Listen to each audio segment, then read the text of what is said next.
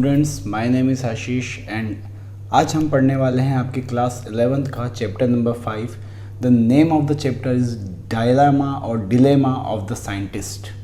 What is the meaning of dilemma or dilemma? कुछ भी pronounce कर सकते हैं, इसे अलग अलग प्रोनाउंसिएशन देखने को आपको सुनने को मिल जाएंगे गूगल पे।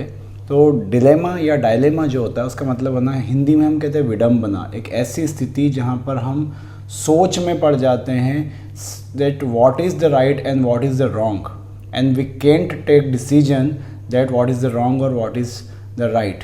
So what is this story all about? This story is all about the World War II and the story behind the atomic war और atomic bomb। हम सभी जानते हैं और आपको पता होना चाहिए कि अमेरिका ने जापान के ऊपर दो शुरुआती एटम बम्स जो है नागासाकी और हिरोशिमा पर 6 और 9 अगस्त को गिराए थे, जिसका जो रिज़ल्ट है वो काफ़ी बहुत ज़्यादा भयानक था। और जब वो एक्चुअली अमेरिका को खुद को भी नहीं पता था कि उस एटम बम से कितनी ज़्यादा डिस्ट्रक्शन हो जाएगी, तो जब जापान के शहरों पर वो गिराया गया तो बहुत ही बुरी तरीके से सब कुछ ही राख में बदल गया। वहाँ पे लोग, वहाँ की पूरी पॉपुलेशन, पूरी वहाँ की सिटी तबाह हो गई। सो डायलेमा किस चीज़ का था साइंटिस्ट के बीच में? जिन साइंटिस्टों ने उस एटम बम को बनाया था वो आखिरी तक भी सोच रहे थे कि क्या हमें ये एटम बम बनाना भी चाहिए या नहीं। इसी सोच, इस असमंजस में, इस विडंबना में वो पड़े हुए थे।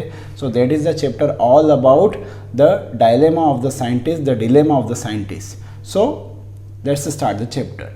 The dilemma of the scientist नाम है चैप्टर का। Written by Jacob Bronowski, was born in Poland. ये पोलैंड में जन्मे थे जिन्होंने इस चैप्टर को लिखा है। And had higher education at Cambridge. इन्होंने कैम्ब्रिज में हायर एजुकेशन ली। He has written extensively on the impact of science on modern society, कि साइंस या विज्ञान का मॉडर्न सोसाइटी पे क्या इफ़ेक्ट पड़ता है और थॉट का क्या फ़र्क पड़ता है। Notable among his publications of general interest are classics in science. उनकी कुछ फेमस बुक्स के नाम यहाँ पे दे रखे हैं। So what is this chapter all about? Let's start the blue box. This text was written about the 9 years after the second world war had ended. जब सेकेंड वर्ल्ड वॉर ख़त्म हो चुका था, उसके 9 सालों बाद ये चीज़ लिखी गई थी, ये ऐसे लिखा गया था। And the first hydrogen bomb was about to be tested. यह वो दौर था कि एटम बम तो फट चुका था, लोग हाइड्रोजन की बम की बातें कर रहे थे। हाइड्रोजन बम और ज़्यादा 10 गुना ज़्यादा खतरनाक होता है एटम बम से। During the war the allied scientist feared that if the Germans invented the atomic bomb first they would win. आपको पता होना चाहिए कि वर्ल्ड वॉर जो सेकेंड थी वो मेनली 6 कंट्रीज़ के बीच लड़ी गई। सब थे इन्वॉल्व उसमें, लेकिन 6 कंट्रीज़ मेन थी। जर्मनी, जापान और इटली एक तरफ थे और उनके अगेंस्ट में राइवल्स जो थे अमेरिका, इंग्लैंड और रशिया, ये उनके अगेंस्ट में थे। ये तीनों मिलके अलायंस कहलाते थे या अलाइड्स कहलाते थे। तो इन अलाइड लोगों के मिलकर साइंटिस्ट काम कर रहे थे। तो अलाइड साइंटिस्ट को पता था कि अगर जर्मनी के हाथ में ये वेपन लग गया, ये खतरनाक बम, एटम बम लग गया, तो जर्मनी जीत जाएगा। It was the fear of Germany secret weapon which force a pacifist scientist like Einstein to work on atomic bomb project for the Allies। Einstein बहुत ही अच्छे वैज्ञानिक थे और वो नहीं चाहते थे कि एटम बम बने, क्योंकि उन्हें बहुत अच्छे से पता था कि एटम बम विध्वंस लेके आएगा, डिस्ट्रक्शन लेके आएगा खाली। तो वो बिल्कुल नहीं चाहते थे कि एटम बम को बनाया जाना चाहिए। लेकिन जर्मनी का डर इतना ज़्यादा था, क्योंकि you should know that time Hitler, Adolf Hitler was the chancellor of Germany। वो जर्मनी का शासक था। and he was alone responsible for 25 million people। उसने 2.5 करोड़ लोगों की मौत का जिम्मेदार था वो अकेला। तो दुनिया की जनसंख्या में भारी कमी लाने में एडोल्फ हिटलर का बहुत बड़ा हाथ है। सेकेंड वर्ल्ड वॉर में जितने लोग मारे गए उनमें से अकेला एडोल्फ हिटलर को माना जाता है कि 2.5 से 3 करोड़ लोग तो उसकी बदौलत ही मारे गए थे। तो एडोल्फ हिटलर सिर्फ सत्ता पाना चाहता था और जर्मनी को सबसे ज़्यादा ऊंचाई पे ले जाना चाहता था। इसके लिए वो किसी को भी तबाह करने से पीछे नहीं हटता था और वो सोच चुका था कि मुझे एटम बम सबसे पहले अपने हाथ में लेना है और मैं एटम बम का डर दिखा दिखा के दुनिया को मेरे कदमों में झुका दूंगा। तो जो अलाइड साइंटिस्ट थे, जो अमेरिका, इंग्लैंड और इनके जो साइंटिस्ट थे, वो सोच चुके थे, समझ चुके थे कि अगर हमने साथ मिलकर काम नहीं किया और हमने जर्मनी को रोका नहीं और जर्मनी से पहले हमने एटम बम नहीं बनाया, तो दैट इज़ अगर उनके हाथ लग गया तो सब कुछ ख़त्म हो जाएगा। और यही कारण था कि आइंस्टीन जैसे जो बड़े वैज्ञानिक थे, उनको, वो पेसिफिस्ट थे, इसका मतलब आशावादी थे, वो नहीं चाहते थे ऐसी कोई वेपन बने, ऐसी कोई चीज़ बने, और उन्होंने भी आखिरकार एटम बम बनाने में सहयोग दिया। द साइंटिस्ट, आप आगे पढ़ते हैं उसके, it would make the scientist had hoped the atomic bomb would not only make them win the war, it would make further Wars unimaginable. ये तो पक्का था कि अगर उन्होंने बम बना लिया जर्मन्स ने पहले, तो वो युद्ध तो जीत जाएंगे, वो कुछ ऐसा करेंगे जिसकी आप कल्पना भी नहीं कर सकते। Even though the bomb did make them win the war, it did not debtor more Wars. वो वॉर तो जीत जाएंगे, लेकिन आप ये गारंटी नहीं दे सकते कि और वॉर्स नहीं होगी। And deadlier weapons continue to be invented. और उसके बाद भी, एटम बम के बाद भी कंटिन्यू रहा, जितने भी खतरनाक वेपन्स है वो आज भी बन ही रहे हैं, आप देख ही सकते हैं। The scientist often faces such situation where he has to choose from loyalty to his nation and devotion towards his belief. Scientist के सामने हमेशा एक सिचुएशन आती है, देशभक्ति को इम्पोर्टेंस दे या मानव कल्याण, ह्यूमन वेलफेयर को इम्पोर्टेंस दे। ऐसे हथियार बनाए जो दुनिया तबाह कर देंगे लेकिन कम से कम देश बचा लेंगे, या फिर हम मना ही कर दें कि हम ऐसे हथियारों पे काम ही नहीं करेंगे, हम गोले बारूद, बम, टैंक, मिसाइल्स कुछ नहीं बनाएंगे क्योंकि इससे सोसाइटी को नुकसान होता है। The writer suggest that a free nation should allow its scientist to speak freely of their believes and views. Writer यहाँ सजेस्ट करता है कि जो आज़ाद देश होते हैं उन्हें अपने साइंटिस्ट को बोलने देना चाहिए, उनको जो वो मानते हैं उन्हें मानने देना चाहिए, और लोगों को अपने व्यूज़ बताने की इजाज़त साइंटिस्ट को होना चाहिए कि वो जो है ना, और लोगों को डिसाइड करने दीजिए द यूज़ और miss use of their invention, कि उन्होंने जो इन्वेंशंस किए हैं वो उसका यूज़ करना चाहते हैं या मिस यूज़ करना चाहते हैं। Instead of silencing them under the shield of official secrecy, बजाय इसके कि आप उनको टॉप सीक्रेट्स, है ना, ऑफिशियल सीक्रेट, नेशन के सीक्रेट, और बिल्कुल जैसा मूवीज़ में देखते हैं कि साइंटिस्ट, लोगों को पता ही नहीं होता है कि साइंटिस्ट है। If you have seen the movie परमाणु, उसमें जॉन इब्राहिम को एक अंडर कवर साइंटिस्ट बताया है जिसके अंदर उसके परिवार को भी नहीं पता होता है कि वो किस प्रोजेक्ट पे काम कर रहा है या वो क्या काम कर रहा है, तो वो कुछ बोल नहीं सकते, किसी को बता नहीं सकते। तो वो जो राइटर है वो चाहता है कि नहीं, साइंटिस्ट को भी मौका मिलना चाहिए, वो अपनी बातें लोगों के सामने रखे, और वो अपनी इन्वेंशन को किस कदम से चाहता है, वो चाहता है कि लोग उसका यूज़ करें या मिसयूज़ करें, ये इसका बोलने का अधिकार भी साइंटिस्ट के पास होना चाहिए। All knowledge is global today, आज सारा नॉलेज ग्लोबल है। आप यूट्यूब पे ढूंढोगे और इवन गूगल पे ढूंढोगे तो आपको साबुन से बम बनाने की रेसिपी भी मिल जाएगी। सो अब सब कुछ नॉलेज जो है वो ग्लोबल हो चुका है, सबको सब चीज़ें पता है, not to be divided by narrow domestic walls. तो अब कोई ऐसी दीवारें नहीं रह गई है जिसके तहत सारे सीक्रेट्स को दबाया या छुपाया जा सके। सो लेट्स स्टार्ट कि चैप्टर में राइटर हमसे कहना क्या चाहता है।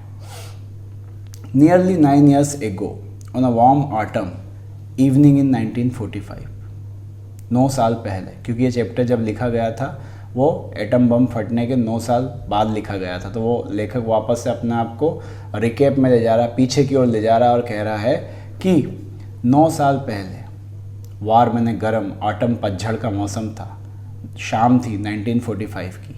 आई was driving over the mountains of southern Japan to the city Nagasaki. मैं ड्राइव कर रहा था किस ओर, जापान के एक शहर नागासाकी की ओर से, उस ओर जा रहा था। The scale of the damage at Nagasaki drained the blood from my heart. Nagasaki का जब मैंने सुना था कि कितना भयानक उसमें बम फटने के बाद जो उसमें तबाही मची है, मेरे दिल से खून निकल आता है। ये कहावत की तरह है, ऐसे निकल नहीं आता है, मतलब मेरा दिल पसीज गया उसके बारे में सुनकर कि कितने लोग वहाँ मारे गए थे। And does so now when I speak of it, for 3 miles my road lay through a desert which man had made in seconds.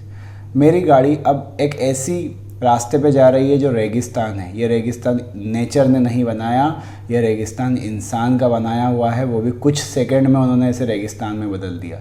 Atom bomb जब फटता है तो वो उसमें से जो एनर्जी निकलती है वो सब कुछ ख़त्म कर देती है। वो पानी को पॉल्यूटेड कर देती है, वो हवा को पॉल्यूटेड कर देती है। ना जानवर बचेंगे, ना पंछी बचेंगे, ना पेड़ पौधे बचेंगे, कुछ भी नहीं बचेगा जहाँ एटम बम फटेगा। सो वो हुआ, नागासाकी पूरी तरह से ख़त्म हो गया, तबाह हो गया। 3 मील की वो बात कर रहा है कि मैं 3 मीलों तक जा रहा हूँ, 3 मील तक मुझे सिर्फ रेगिस्तान दिखाई दे रहा है जो इंसान का बनाया है। सब कुछ सेकंड्स में तबाह हो गया। नाउ 9 years लेटर, आज 9 साल बाद, hydrogen bomb is ready to dwarf this scale. Hydrogen bomb तैयार है और जिस स्केल पे नुकसान एटम बम किया था, ड्वार्फ मतलब बोना होता है, तो वो उसको भी बोना साबित कर देगा, छोटा साबित कर देगा, because hydrogen bomb is more destructive, more dangerous than atom bomb. तो जो वो कहते हैं कि जो डिस्ट्रक्शन है उसका लेवल जो होगा है ना, वो 10 माइल्स हो जाएगा। अभी 1 माइल तक डिस्ट्रक्शन है, अगर हाइड्रोजन बम फटता है तो 10 माइल्स तक डिस्ट्रक्शन होगा। And citizens and scientist stare at one other and ask, लोग और साइंटिस्ट एक दूसरे को घूरते हैं और पूछते हैं, how did we blunder into this nightmare, हम इस बुरे सपने में, नाइटमेयर मतलब बुरा सपना, बुरा ख्वाब, हम इस बुरे ख्वाब में आखिर कैसे आ गए, कैसे आप लोगों ने, लोग साइंटिस्टों की तरफ घूर रहे हैं कि तुमने ये बना कैसे दिया, और साइंटिस्ट देख रहे हैं कि शायद तुम लोग ही तो चाहते थे ये, तुम लोगों ने तो नेशन की डिमांड करी थी, तुम ही तो लड़ रहे थे, और जब आपस में लड़ रहे थे तो फिर हमको जो मांगा गया हमने बना के दे दिया। I put this first as a question of history, वो कहता है लेखक कि मैं इसे एक हिस्ट्री का क्वेश्चन की तरह लेता हूँ, because the history of this is known of few people, क्योंकि कुछ ही लोग हैं जिनको हिस्ट्री के बारे में पता है। The fission of uranium was discovered by 2 German scientist a year before the war. Fission of uranium, you should know that how atomic bomb work. Fission, 2 छोटे छोटे यूरेनियम के जो एटम्स होते हैं उनको आपस में मिलाया जाता है। जब ये आपस में टकराते हैं, मिलते हैं, तो ये बहुत ज़्यादा एनर्जी अपने अंदर से रिलीज़ करते हैं इसे, और साथ में ये आपस में टकरा के और ज़्यादा पार्ट्स में बढ़ जाते हैं। बिल्कुल रक्त बीज जैसे होते हैं। एक राक्षस था रक्त बीज, उसका खून जब टपकता था धरती पे तो एक और रक्त बीज पैदा हो जाता था। या फिजन में कुछ लगभग ऐसा ही होता है कि जब आपस में एटम्स टकराते हैं तो और ज़्यादा एटम्स उसमें से रिलीज़ होते हैं, और ज़्यादा एनर्जी रिलीज़ होती है, जिसके कारण ये चीज़ एक चेन रिएक्शन सी चलती है, जिसके कारण ये बहुत ज़्यादा डिस्ट्रक्टिव हो जाता है, इसे रोकना तक नामुमकिन हो जाता है। तो जो फिजन है यूरेनियम का, वो जर्मन साइंटिस्ट ने ही डिस्कवर किया था सबसे पहले, वॉर के पहले, जब सेकेंड वर्ल्ड वॉर चालू हुई थी उससे भी पहले उन्होंने डिस्कवर कर लिया था। विदिन फ्यू मंथ, कुछ महीनों में ही, it was reported that German had forbidden to export of uranium from mines of Czechoslovakia, which she had just annexed. कुछ महीनों बाद हमें पता चला, पेपरों में छपा कि जर्मनी ने ना जो यूरेनियम है उसका एक्सपोर्ट सबको बंद कर दिया। वो किसी को भी एक्सपोर्ट नहीं कर रहा था यूरेनियम, है ना, जो वो चेकोस्लोवाकिया की खदानों से निकाल रहा था। Scientist on the continent in England and America asked themselves whether the secret weapon on which the Germans were said to be working was an atomic bomb. एक खबर सी चली थी, न्यूज़पेपरों में रोज़ छप रहा था, जर्मनी के पास सीक्रेट बम है, जर्मनी के पास ऐसा बम है या जर्मनी के पास ऐसा हथियार है, वो गिराएगा और सब पूरी जो वर्ल्ड वॉर है उसको ख़त्म कर देगा। तो वो इंग्लैंड और अमेरिका रोज़ एक दूसरे से पूछ रहे थे, पता लगाने की कोशिश कर रहे थे कि क्या वो सीक्रेट वेपन जो जर्मन्स के पास है वो कहीं एटम बम तो नहीं। If the fission of uranium could be used explosively, it might in theory make an explosion of million times larger than Heathrow. वो कह रहा था कि अगर ये सचमुच फिजन पॉसिबल है तो फिजन से जो एनर्जी रिलीज़ होगी, जो एक्सप्लोजन अभी किया गया है उससे कई गुना ज़्यादा एक्सप्लोजन और किया जा सकता है अगर इस फिजन की गुत्थी को सुलझा लिया जाए तो। The monopoly of such an atomic bomb would give Hitler instant victory. Monopoly का मतलब होता है सिर्फ एक शख्स के पास होना। फॉर एग्ज़ाम्पल, आप मान लो हमारे पास कुछ ऐसा आ जाए, इंडिया के पास एक बिल्कुल सैटेलाइट छतरी सी बन जाए कि हम पे कोई भी एटम बम छोड़े तो वो बीच में बेकार हो जाए और हम पे उसका असर नहीं हो। और ये हथियार सिर्फ हमारे पास हो।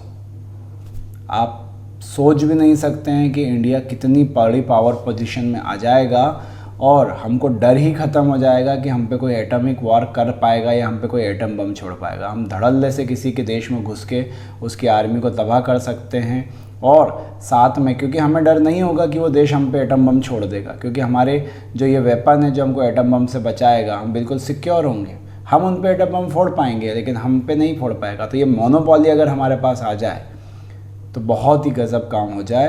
तो जो अमेरिका और इंग्लैंड के साइंटिस्ट थे, देवर फियरिंग, देवर स्केर्ड, वो डर रहे थे कि अगर एडोल्फ हिटलर के पास इस तरह का बम आ गया, वो मोनोपोली एटम बम की उसके हाथ में आ गई, वो जीत जाएगा, इंस्टेंट विक्ट्री मिल जाएगी उसको, and make him master of Europe and the world, और वो दुनिया और यूरोप का बादशाह बन जाएगा, शहंशाह बन जाएगा।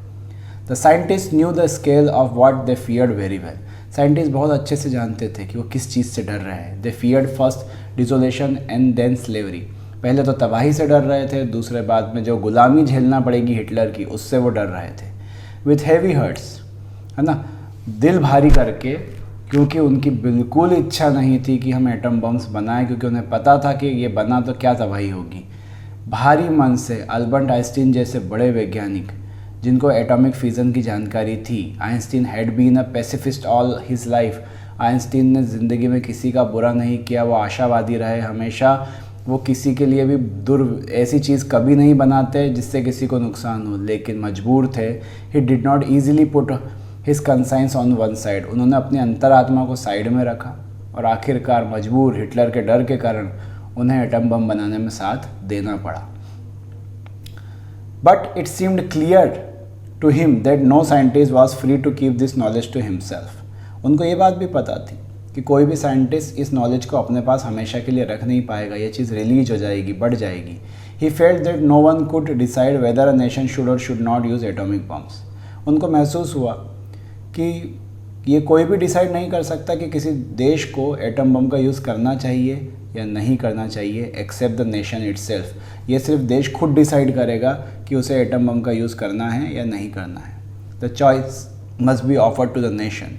नेशंस को ये चॉइस दी जाना चाहिए, and made by those whom the nation has selected to act it, या फिर उसके प्रधानमंत्री या राष्ट्रपति को, क्योंकि नेशन ने उन्हें सिलेक्ट किया है।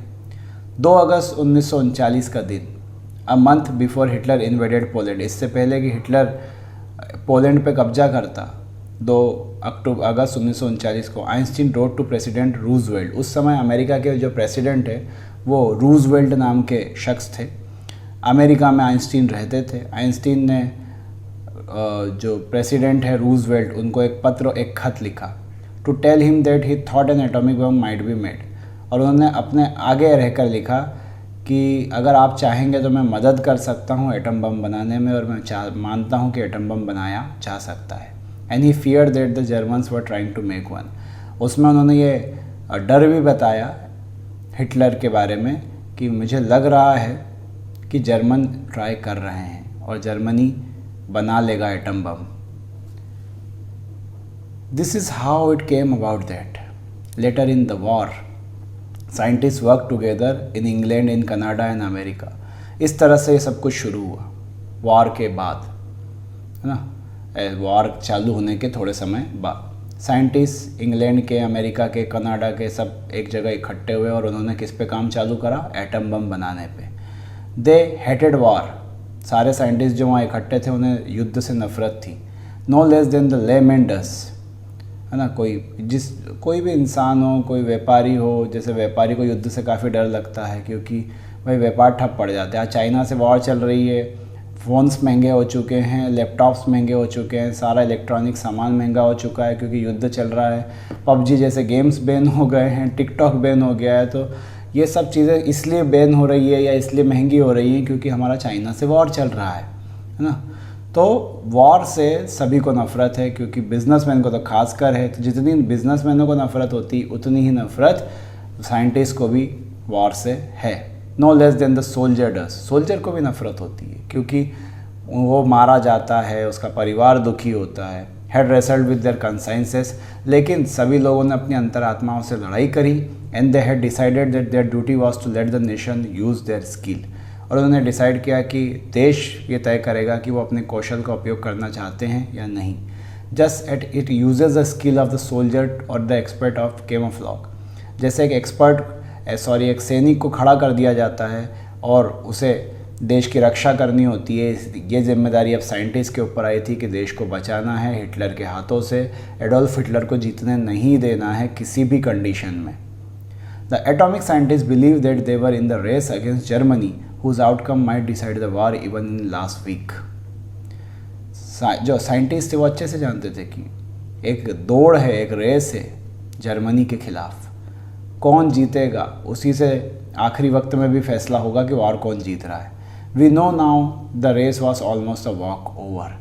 और हम जानते थे कि जो रेस है वो वॉक ओवर बच गई है अब, क्योंकि ये लोग सफल हो चुके थे, इन्होंने लगभग वो चीज़ कर ली थी, इनको आ गया था एटम बम बनाना।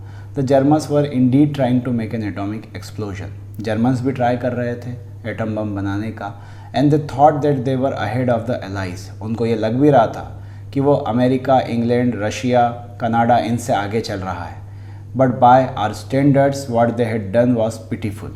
लेकिन हमारे स्टैंडर्ड के हिसाब से जो हमें पता चल रहा था हमारे जासूसों से कि वो क्या कर रहे हैं, हमारे हिसाब से वो बकवास काम कर रहे थे, उनसे नहीं बन रहा था atom bomb. And they had not made a pile that worked and they believed that the first chain reaction of atomic bomb was impossible, fast chain reaction.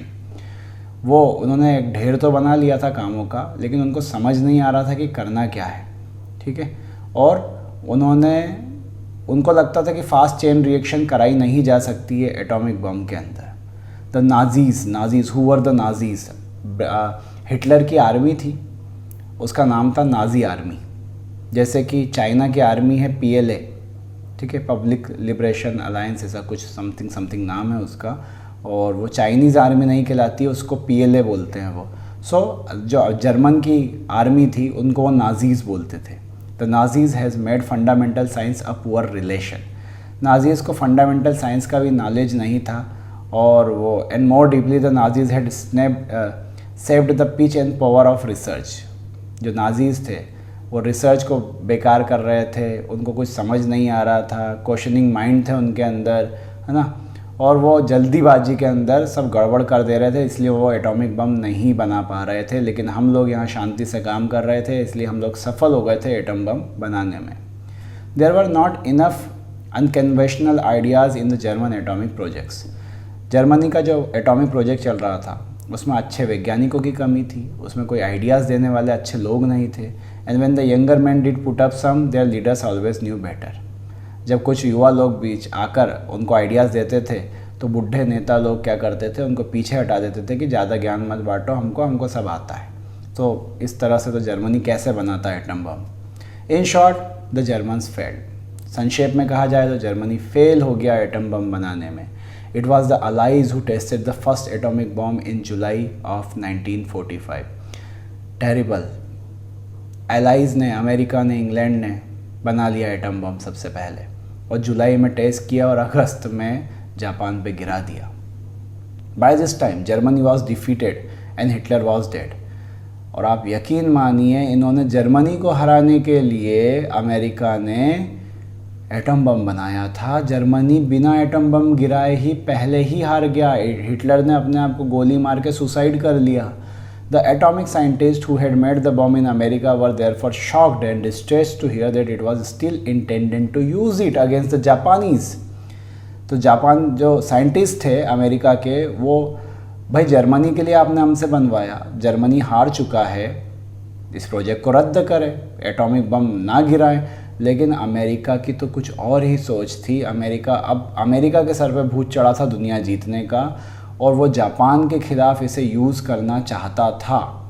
They wrote a round robin to President Truman. उस समय तक America के president Trueman बन चुके थे, है ना, और ट्रूमैन को उन्होंने लिखा एंड प्लीडेड, और प्रार्थना करी कि ये डिसीजन वापस ले ले, जापान पे ये इस्तेमाल ना करें। This is not a simply a bigger bomb, they said it changes the very scale of war. उन्होंने कहा ये सिर्फ बड़ा बम नहीं है, वॉर का पूरा स्केल चेंज हो जाएगा।